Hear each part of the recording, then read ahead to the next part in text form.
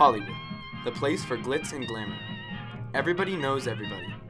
Fun parties, tuxedos, ball gowns, seemingly the most perfect life. However, this is not the true Hollywood. There is a dark and repressed side to this Tinseltown.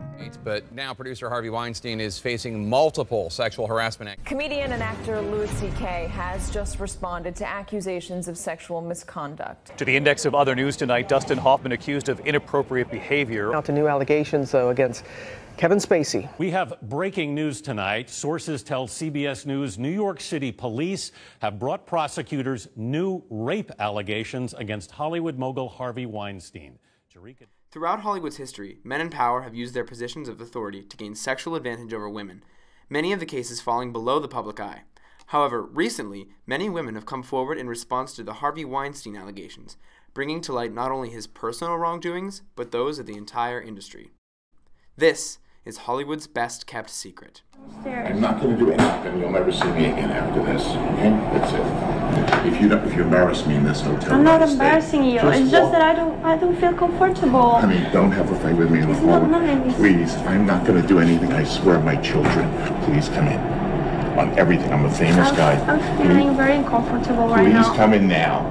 And 1 minute, and if you want to leave, when the guy comes with my jacket, you can go. Yesterday you touched my breast. Oh, please, I'm sorry. Just come on. I'm used to that. Come on. Are you used to that? Yes, come in. Because no, but I'm not used to that. I won't do it again. Come on. Sit here.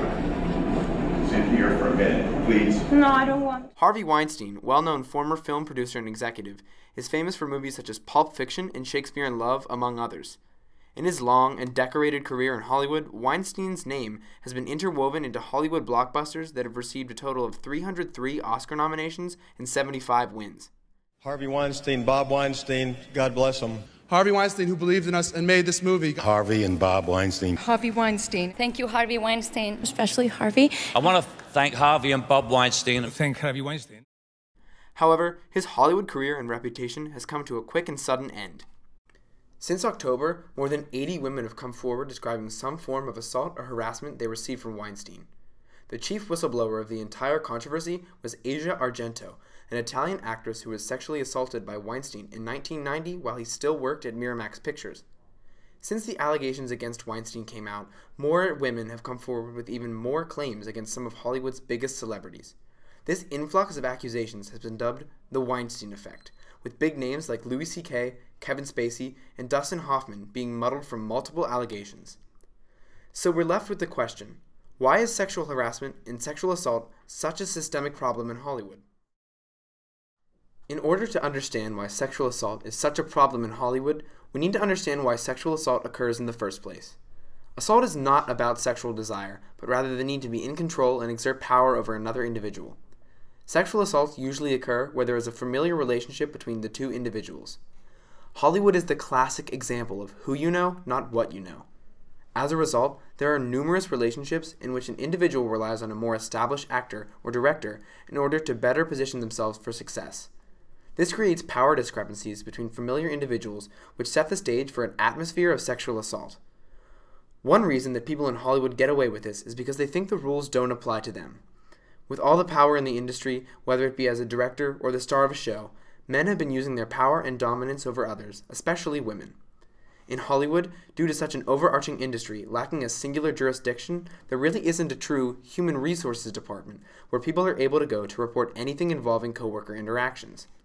Even if they did go to a higher power, the process of accusing someone was so long and arduous and brought so much more attention to the issue. Many were afraid to come forward with sexual allegations because of the fear of being blackballed.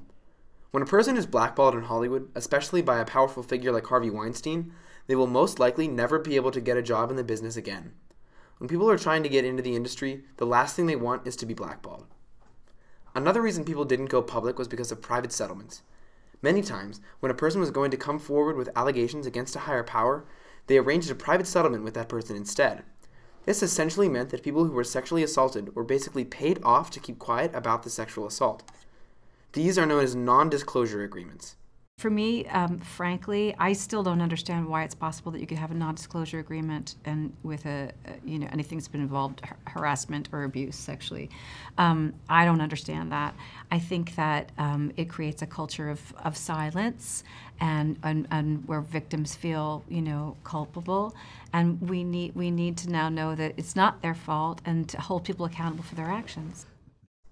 In 2015, model Ambra Battilana was encouraged by her lawyer to sign a $1 million agreement to never talk publicly about an incident where Weinstein groped her breasts in an attempt to reach his hand up her skirt. Another woman who went through a similar situation said, "When you make private settlements, it doesn't warn the next woman or the next person going into that situation. It was the norm for people in Hollywood to simply pay off anyone who accused them of sexual assault." Why are all of these allegations coming out now after so many years? Why have all of these people been silenced for so long? Throughout all of the allegations, it only takes one person to come out against a perpetrator, and then the rest follow. Another reason is how recently women's rights have been taking a front row seat, with events like the Women's March and the #MeToo campaign. Both of these events have brought women together to work as one, as well as empower one another. The #MeToo campaign was an internet movement that encouraged people to come out with their own sexual harassment stories. The point of this campaign was to show just how prominent sexual assault was in the world, with the creator knowing, if all women who have been sexually harassed or assaulted wrote "Me Too" as a status, we might give people a sense of the magnitude of the problem. It was not just women who posted the hashtag, it was men as well, and the results were shocking. Over 12 million instances of #MeToo appeared on Facebook within less than 24 hours of the hashtag's creation. This showed the sheer amount of people who were sexually assaulted and encouraged everyone to be open about their own experiences. So with all of these allegations coming out, will Hollywood finally be able to have a real discussion about sexual harassment? Many celebrities have shared their own opinions on this issue. The consequences have been so severe for somebody as powerful as Harvey, I think is a real kind of shot across the bow of any man who's engaged in this kind of behavior. I'm hopeful that would make them, that would deter them from doing it or make them think twice. Or you go like, wait a minute, you have to take responsibility for your actions. There's accountability now. One of the most interesting parts of the issue is how the accused respond to the allegations, whether it is with an apology or with silence. A day after sexual misconduct allegations emerged, Louis C.K. released a formal statement addressing them directly. He shattered both the silence and the public's expectations with a truthful, heartbreaking confession and apology. Unlike in C.K.'s apology, Weinstein seemed to direct attention away from the topic at hand, attributing his behavior to the age and standards of an earlier time. Louis C.K. stated simply, "These stories are true." He followed this with an extensive apology, coming to the conclusion that, although he asked each woman first, they were in no place to oppose. He explained, "But what I learned later in life, too late, is that whenever you have power over another person, it isn't a question. It's a predicament for them. The power I had over these women is that they admired me, and I wielded that power irresponsibly." While Louis C.K. had a seemingly sincere and extensive apology, Weinstein had a long-winded and off-topic apology, commenting on the NRA, Jay-Z, his bar mitzvah, and his friend's retirement party.